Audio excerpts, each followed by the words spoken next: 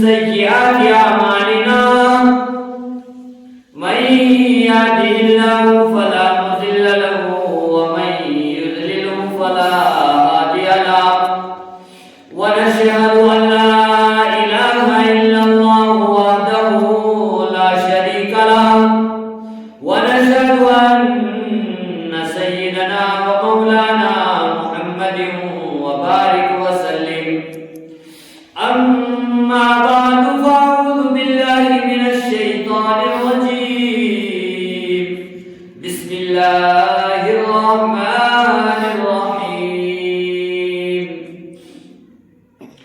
يا أيها الذين آمنوا كتب عليكم الصيام كما كتب على الذين من قبلكم لعلكم تتقون صدق الله العظيم وقال النبي صلى الله عليه وسلم الدال على الخير كفاعله أو كما قال عليه الصلاة والتسليم برادران اسلام اور میرے عزیز ساتھیوں، آج جو بات مجھے بتلانی ہے، جو بات مجھے عرض کرنی ہے، وہ مجھے بہت مختصر انداز میں بہت تھوڑے سے وقت میں بتانی ہے۔ رمضان کی خصوصیت کو بیان کرنا ہے کہ اللہ تبارک و تعالیٰ نے اس امت پر 5 تحفے عطا فرمائے۔ اللہ نے اس امت کو 5 تحفے عطا کیے۔ ایک حدیث سے ثابت ہے، حضرت ابو ہریرہ رضی اللہ تعالیٰ روایت کرنے والے ہیں، وہ راوی روایت کرتے ہیں، اللہ کے پیارے نبی صلی اللہ علیہ وسلم سے وہ نقل کرتے ہیں۔ اللہ کے پیارے نبی صلی اللہ علیہ وسلم نے فرمایا، اللہ تبارک و تعالیٰ نے اس امت کو 5 تحفے عطا فرمائے، رمضان کی 5 خصوصیتیں عطا کر رکھی ہے۔ اس امت کو اللہ تبارک و تعالیٰ نے رمضان کے مہینے میں 5 خصوصیتیں عطا کی ہے، جو کسی بھی نبی کو نہیں ملی، کسی رسول کو نہیں ملی۔ حضرت آدم علیہ السلام سے لے کر حضرت عیسیٰ علیہ السلام تک اللہ تبارک و تعالیٰ نے یہ 5 خصوصیتیں کسی نبی کو عطا نہیں کی، کسی رسول کو عطا نہیں کی، جو اللہ کے پیارے نبی صلی اللہ علیہ وسلم کی امتوں کو اللہ تبارک و تعالیٰ نے عطا کی ہے۔ پہلی خصوصیت میں آپ کو بتاتا ہوں کہ اللہ تبارک و تعالیٰ نے اس امت میں پہلی خصوصیت رمضان کے مہینے میں کیا رکھی ہے؟ پہلی خصوصیت اللہ تبارک و تعالیٰ نے یہ رکھی ہے کہ رمضان کے مہینے میں جو آدمی بھی روزے دار ہوگا، جو آدمی روزہ رکھے گا، جو اللہ کے لیے روزہ رکھے گا، اللہ تبارک و تعالیٰ کو خوش کرنے کے لیے روزہ رکھے گا، اللہ تبارک و تعالیٰ اس کے منہ کی بدبو کو، اللہ تبارک و تعالیٰ اس کی منہ کی بدبو سے خوش ہو جائیں گے۔ اللہ تبارک و تعالیٰ مشک کی خوشبو اس کو عطا کریں گے۔ مشک سے زیادہ پسند ہے اللہ تبارک و تعالیٰ کو روزے دار کے منہ کی بدبو۔ یہ پہلی خصوصیت اللہ تبارک و تعالیٰ اس امت کو عطا کرتا ہے۔ رمضان کے مہینے میں اس امت کو یہ خصوصیت عطا کرتا ہے۔ دوسری خصوصیت میرے بھائی سنو، دوسری خصوصیت اس سے بھی بڑی ہے۔ دوسری خصوصیت اگر آپ سنو گے حیران ہو جاؤ گے۔ دوسری خصوصیت اللہ تبارک و تعالیٰ کیا دیتا ہے کہ اللہ تبارک و تعالیٰ اس امت کے لیے اللہ تبارک و تعالیٰ جنت کو بھی آراستہ کرتا ہے، پورے سال جنت کو سجاتا ہے۔ کس کے لیے؟ اس روزے دار کے لیے اللہ تبارک و تعالیٰ آراستہ کرتا ہے۔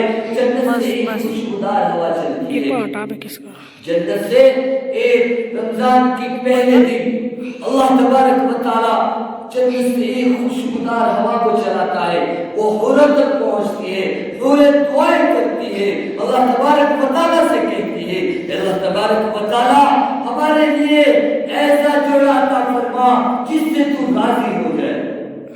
اللہ جنت کو آراستہ کرتا ہے، جنت کو اللہ تبارک و تعالیٰ روزے دار کے لیے سجاتا ہے۔ سن لو میرے بھائیوں، تیسری چیز اللہ کیا عطا کرتا ہے، اس امت کو تیسری خصوصیت اللہ کیا دیتا ہے، رمضان کے مہینے میں تیسرا تحفہ کیا دیتا ہے؟ تیسرا تحفہ یہ ہوتا ہے کہ اللہ تبارک و تعالیٰ سمندر کے اندر جتنی مچھلیاں ہیں ساری کی ساری اس کے لیے افطار کے وقت تک دعائیں کرتی ہے، افطار کے وقت تک اس کے لیے روزے دار کے لیے دعا کرتی ہے۔ روزہ نہ رکھنے والوں سن لو، تم اس چیز سے محروم رہو گے، جنت تمہارے لیے نہیں سجائی جائے گی۔ جو آدمی روزہ نہیں رکھے گا اس کے لیے مچھلیاں دعائیں نہیں کرے گی، اللہ تبارک و تعالیٰ اس سے خوش نہیں ہوگا، اس کی خوشبو کیسے سونگے گا، مشکو کی خوشبو کیسے اس کو ملے گی؟ اور چوتھی چیز میرے بھائی سن لو، اللہ تبارک و تعالیٰ چوتھا تحفہ کیا دیتا ہے اس امت کو؟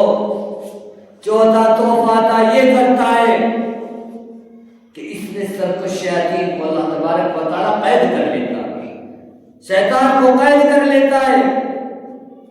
لیکن آج ہمارا نفس اتنا چاہت والا ہو گیا، اتنا بڑا یہ دشمن، آج ہم اپنے نفس کی کرتے ہیں، آج ہم اپنے نفس کی مان کر چلتے ہیں۔ اور میرے بھائیوں، نفس کی نہیں بلکہ اللہ کی ماننی ہے، جس رب نے پیدا کیا اس رب کی ماننی ہے۔ اس لیے اللہ تبارک و تعالیٰ اس مہینے میں چوتھا تحفہ یہ عطا کرتا ہے کہ اللہ تبارک و تعالیٰ سرکش شیاطین کو بھی قید کر لیتا ہے۔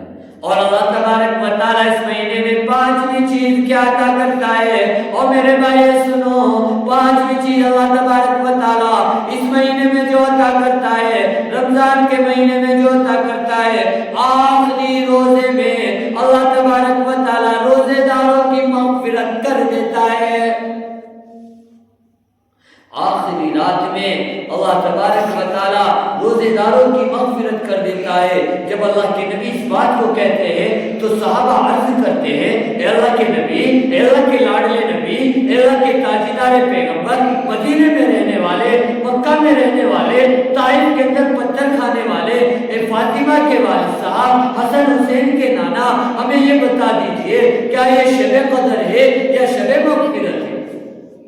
اللہ کی طرف، اللہ کے نبی کی طرف سے آواز آتی ہے، اے میرے صحابہ، نہ یہ کوئی شب قدر ہے، نہ یہ کوئی شب مغفرت ہے، بلکہ یہ تو یہ ہے کہ جب آدمی کام کر کے ختم کر دیتا ہے تو اللہ تبارک و تعالیٰ روزی کے پورا ہونے کے بعد جب آدمی کام کر کے پورا کر دیتا ہے تو اس کو اس کی مزدوری دی جاتی ہے، تو اللہ تبارک و تعالیٰ بھی روزے دار کو روزے دار کی مغفرت عطا کر دیتے ہیں۔